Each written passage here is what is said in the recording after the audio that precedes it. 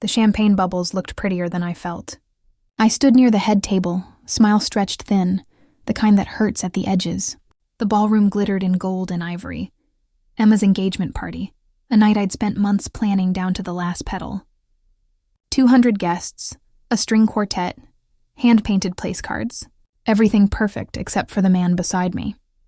Ethan raised his glass. "To our daughter," he boomed, his voice soaked in charm and bourbon. "She gets her brilliance from me, and her kindness from, well, her mother, I suppose. Thanks, Lauren, for keeping the house clean all these years." The crowd laughed. Not a loud laugh. An unsure, pitying one that bounced off the chandelier and landed in my stomach like a stone. I smiled, because that's what good wives do. I held the champagne flute steady, even as my fingers trembled. When I sat back down, I noticed the small white envelope on my plate. "Congratulations," it said in blue ink, the kind of card you'd find at a gas station for $2. Inside, nothing but his signature, rushed and thoughtless.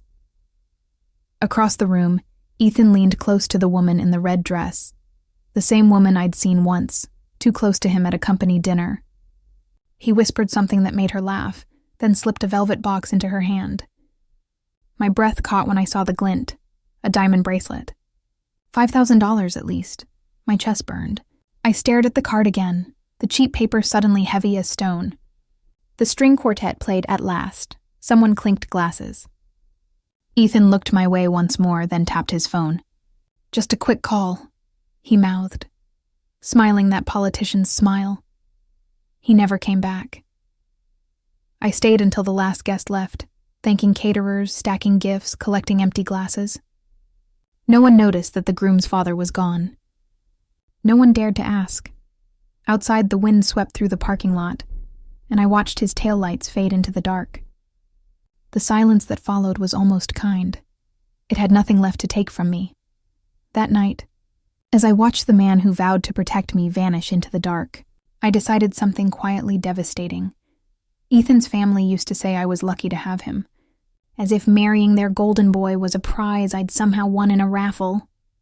At dinners, his mother would pat my hand and say, "You really balance him out, dear," in that soft, patronizing way that made me feel like a well-trained pet. I laughed along, always careful not to embarrass him. That was my unspoken job. Make him look good, keep the peace, stay grateful. The first time I realized how small I'd made myself was the day of my PhD graduation. It was supposed to be the proudest day of my life.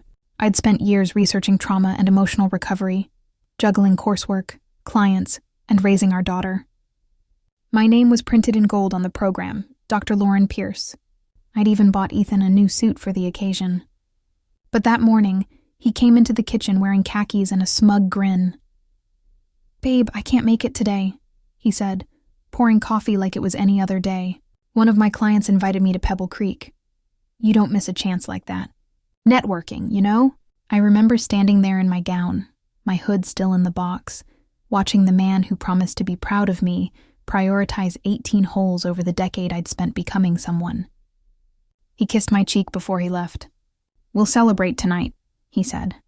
We didn't. He got home late, smelling like whiskey and sunscreen. A few years later, when my grandmother passed, she left me $75,000, money she said would keep me safe. Ethan had just started talking about a new real estate venture. "Short-term investment," he said. "We'll double it in 6 months."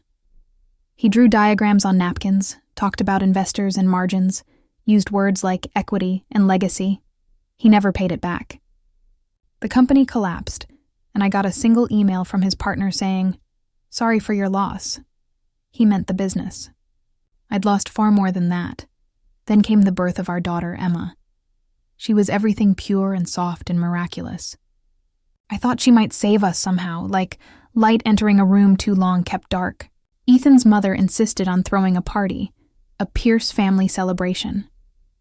When I arrived, exhausted but glowing, the banner read, "Welcome Ethan's little legacy." Not a single mention of me. Not one. His father toasted to the next generation of Pierces, while I held Emma quietly, pretending not to notice that I was invisible in my own story. That invisibility became my daily habit. I worked part-time at the clinic, took care of Emma, cooked, cleaned, and balanced bills while Ethan built his empire. When clients couldn't pay, I covered them anyway. When he needed funds, I used my savings. On our 15th anniversary, I surprised him with an $8,000 Rolex, his dream watch. He opened the box, grinned, and said, "You shouldn't have." He wasn't joking. That Christmas, he gave me a treadmill he'd bought secondhand from a friend. "You always talk about getting healthy," he said. I smiled, thanked him, and tried not to feel like a burden. But the cracks were widening. One morning, I logged into our joint account to transfer tuition money for Emma's summer program. The balance looked off. I dug through statements and found a wire transfer, $42,000, to a business called Allure & Co. I looked it up. A boutique, owned by a woman named Rebecca Lang. I knew that name. She was the same woman from Ethan's company dinners, the one who'd worn red silk and called him E. When I confronted him, he didn't flinch. "You're being dramatic," he said. "It's a loan. She needed help with startup costs." "With our money?" I asked. He sighed. "God, Lauren, you're obsessed with control. It's always about money with you. You think I don't see how jealous you get?" Jealous. The word spun in my head like a curse. I wasn't jealous. I was betrayed. But Ethan had a gift for rewriting reality, until even I doubted my memory. He stormed out that night, slammed the door, and didn't speak to me for 2 days.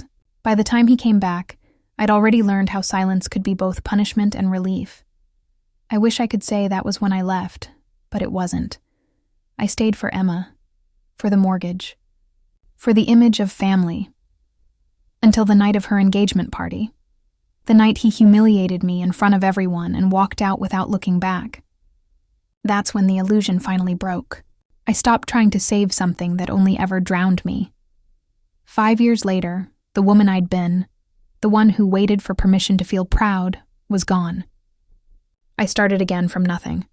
I went back to school for my advanced trauma certification, built a small private practice, and began speaking at local seminars. My first TED Talk, Boundaries Are Not Betrayal, hit 3 million views in a month. Success didn't arrive in a single wave. It came in steady ripples. Clients who trusted me, readers who saw themselves in my words, a business partner, Jordan Wells, who believed in the mission more than the profit. Together we built the Phoenix Wellness Network, valued at $12.4 million, employing over 80 women who had once been told they were too emotional to lead. The book that carried my name, Healing After Chaos, hit the New York Times list. I bought a house in Sedona, all glass and quiet views of the Red Cliffs. I walked barefoot through the desert every morning, feeling the ground like it was the first real thing I'd stood on in years. Jordan became family. Not by blood, but by choice, and for the first time in my life, that felt like enough. My mornings begin with sunlight spilling through the glass walls of my Sedona home, turning the red cliffs outside gold. I brew lavender tea, not coffee anymore. Coffee made me anxious back then, when I lived on adrenaline and apology. Now I prefer calm. My phone buzzes with messages from clients, staff, and media requests, but I answer only what deserves my energy. That's my new metric for peace. Choice. I drive my white Tesla Model X down to the retreat center, where the scent of sage drifts through the air and women laugh in the courtyard.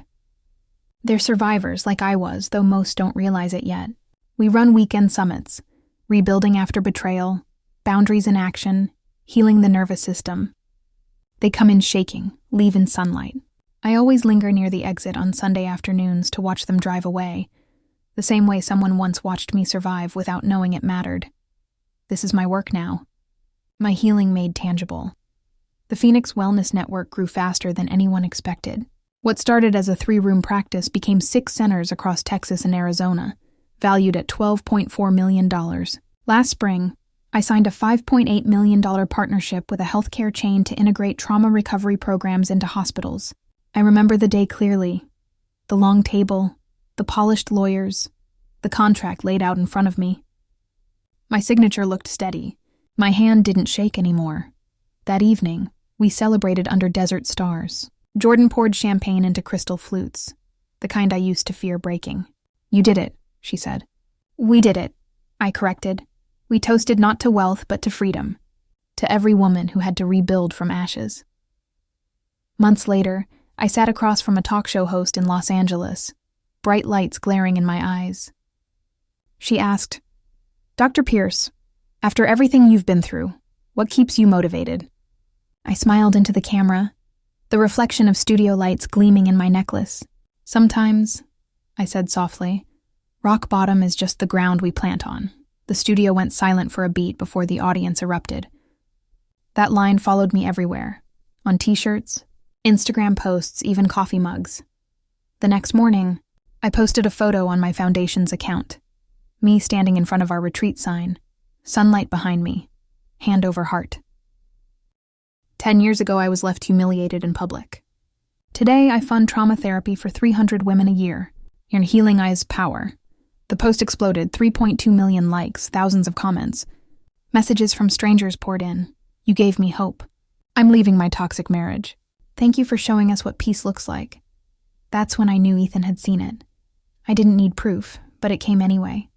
A notification I hadn't expected. A name I hadn't seen in 6 years. Ethan Pierce. The email was brief. Lauren, hope you're well. I've been meaning to reach out. Business took a hit. Maybe we can talk? It'd mean a lot for Emma's sake. I stared at the screen for a long while. My pulse stayed even, the old tremor replaced by something quieter. Control. I scrolled down. He wrote about his company's unexpected downturn, about how loans hadn't come through, and how he was looking at possible bankruptcy. Then, of course, the hook. With Emma's wedding coming up, maybe we can present a united front. It would mean the world to her. There it was, guilt wrapped in etiquette. The same formula he'd always used. I sat back, letting the desert light spill across my desk. Once this message would have gutted me, now it only confirmed what I'd already known. The moment you stop feeding a parasite, it remembers it's starving. That evening, Jordan found me on the terrace, laptop open, the email glowing on the screen. Don't tell me that's from him, she said. 6 years of silence, I said. And now he wants to talk about unity, Jordan snorted. He must really be desperate. He is, I said. 2.7 million in debt, desperate. She leaned against the railing, studying me. You're not actually going to meet him, are you? I closed the laptop. Of course I am, her brow furrowed. Lauren, closure needs witnesses, I said quietly.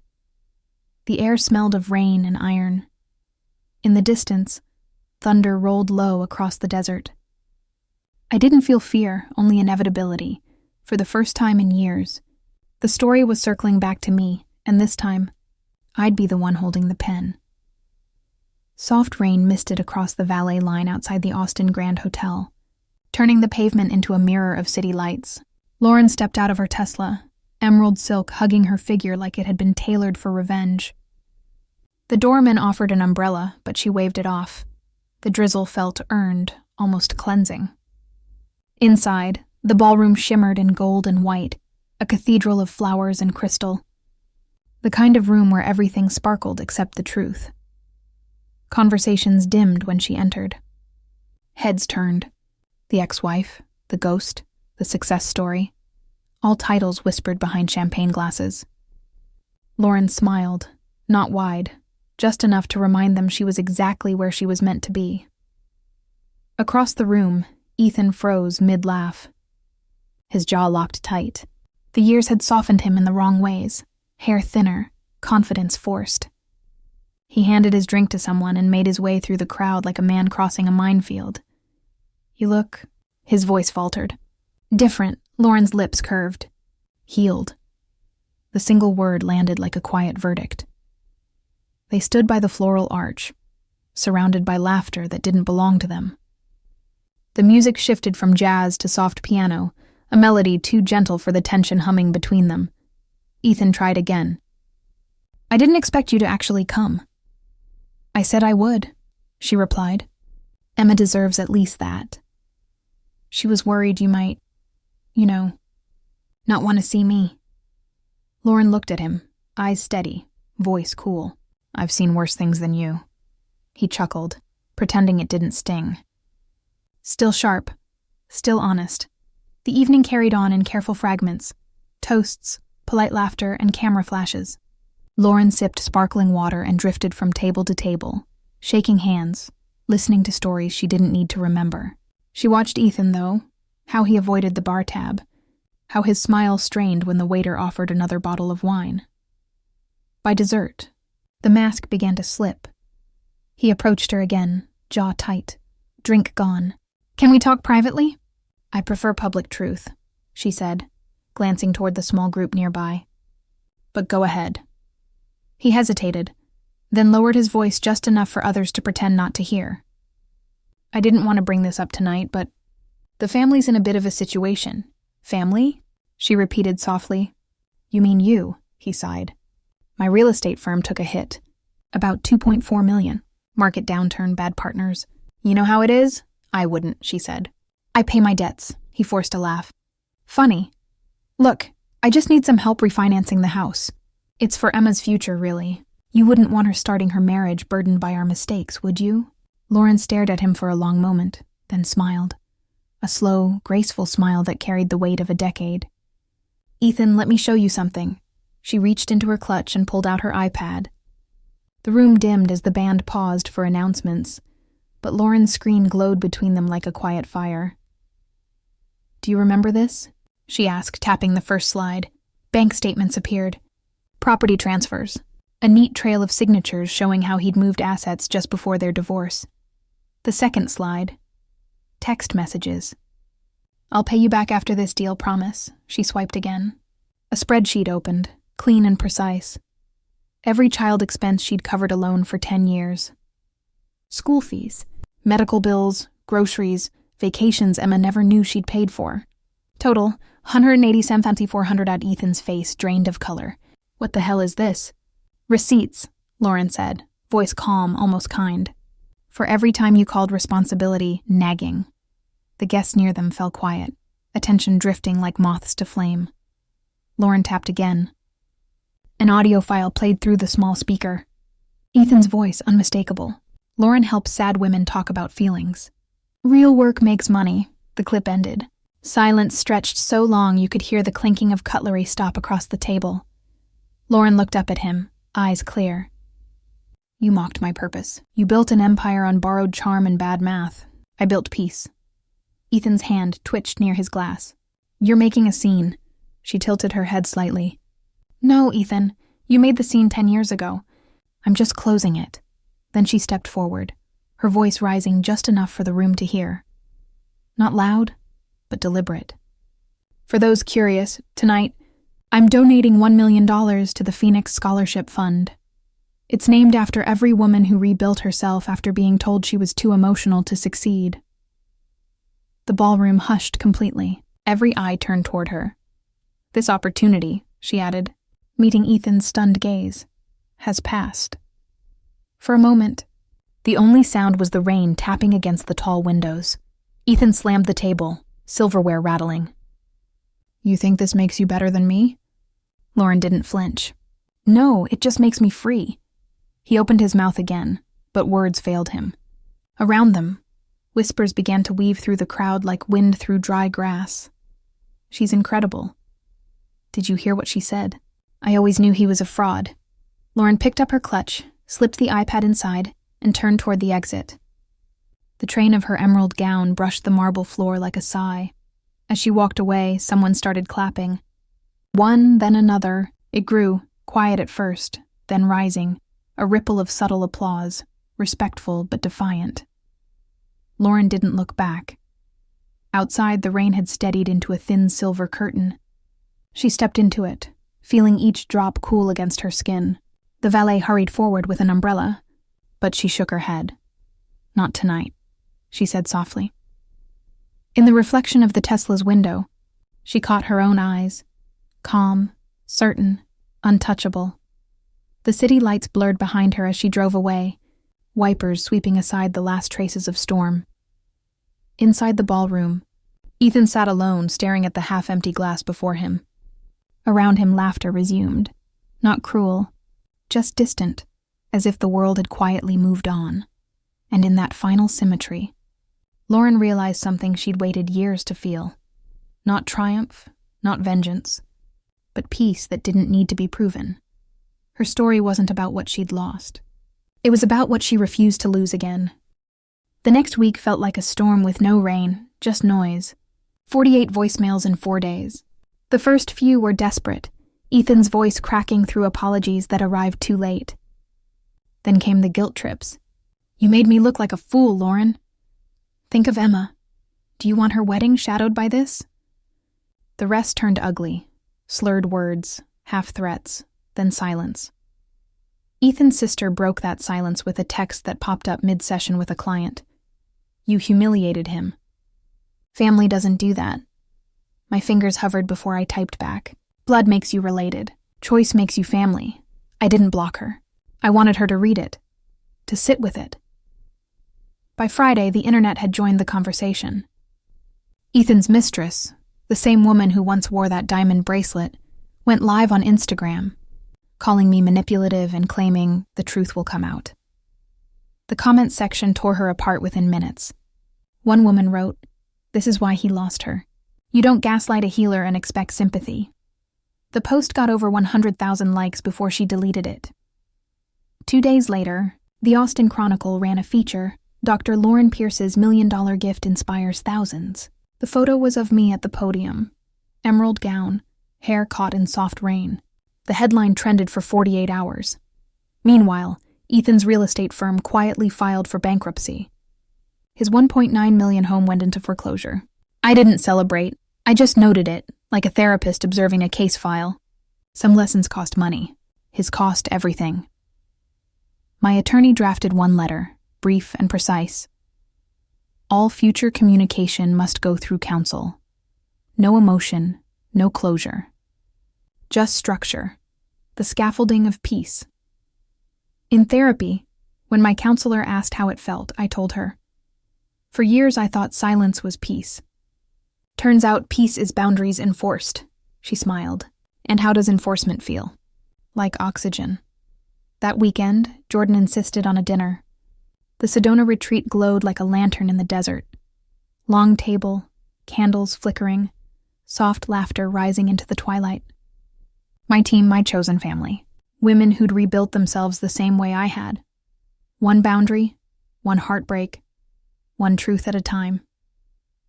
Jordan lifted a glass. "You did it." I laughed, the sound light and easy. "No," I said, looking around the table at faces that knew both fire and forgiveness. "We did." The night hummed with music and warmth.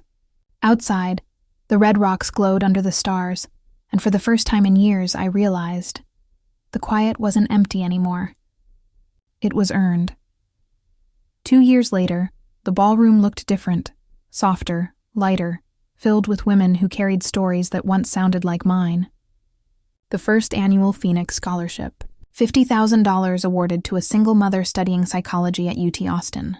When she took the stage, her voice shook. "You showed me that survival isn't shameful," she said, tears streaking her cheeks. The applause that followed wasn't loud. It was tender, like the sound of collective healing. After the ceremony, Emma found me backstage. She was glowing, her baby daughter asleep against her shoulder. "You taught me that love doesn't require permission," she said, her voice trembling the way mine once did when I still tried to be small. I pulled her into my arms, breathing in the scent of vanilla and baby powder and peace. For a moment I felt time fold, the woman I used to be standing beside the one I'd become. Weeks later, a small white envelope arrived in my Sedona mailbox. The handwriting was unfamiliar but careful. Inside was a note. "I'm sorry for everything. I'm in therapy now." It was signed, Ethan. No return address. No excuses. Just those words. I sat with it for a long time before replying with a single line. "That's good. Keep going." Then I folded the paper neatly and slipped it into the back of a leather-bound journal, the one I used to track closure, not loss. That evening I walked along the red rocks behind the retreat, the same path where Jordan and I first envisioned the Phoenix network. The wind lifted my hair, the desert sun painting everything gold. In the distance, I heard laughter from the team, my chosen family, preparing dinner, music spilling faintly from the terrace. I paused where the light hit just right and knelt, planting a small cactus beside the meditation path. Its spines glinted, sharp but alive, a symbol of endurance, thriving in harshness, blooming when no one expects it. I pressed my palm against the warm earth and closed my eyes. Worth isn't measured by who stays, I thought, but by who grows. When I stood, the sky was on fire, orange fading into violet, the horizon humming with possibility. I looked toward the retreat, its glass walls glowing in the dusk, laughter echoing like music. For the first time in my life, the peace I felt wasn't borrowed or begged for or conditional. It was mine, built, earned, and lived in. I smiled to myself, watching the last of the sunlight disappear beyond the ridge. I built peace from the ruins they left behind, I whispered, the words warm in the cooling air. And I never needed them to see it to make it real.